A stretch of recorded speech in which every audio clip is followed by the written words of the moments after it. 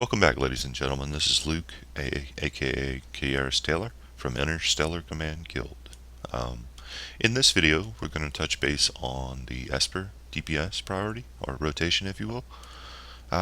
Basically, cover things that new players coming in do not know, and give them some information that to get them on their way to being a better Esper DPS.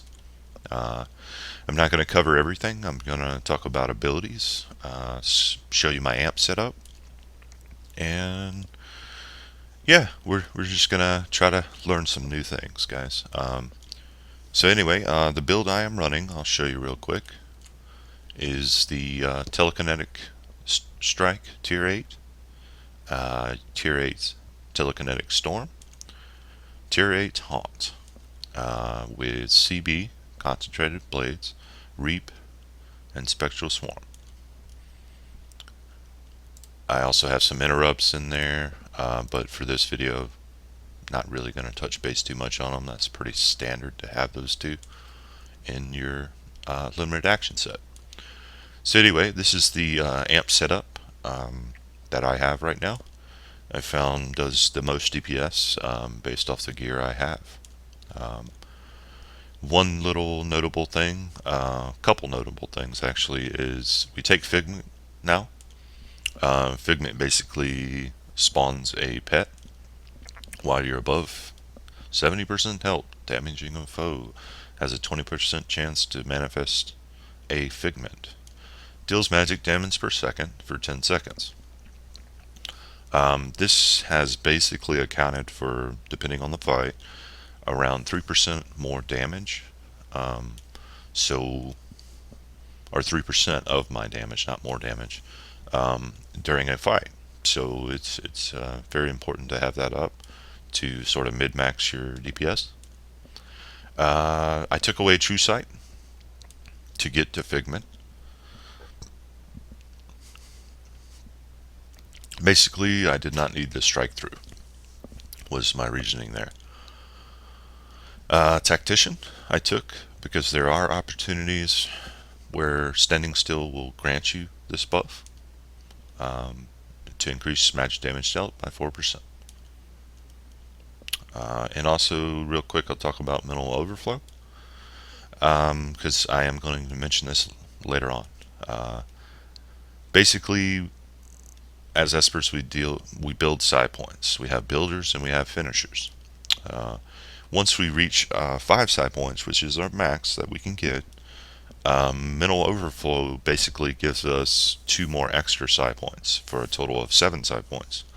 However, after you use a finisher, you'll notice that the 2 psi points go into your next cycle, which you'll see when I start doing my test run and whatnot. You'll see sometimes I'll have a couple extra psi points after I've used Storm.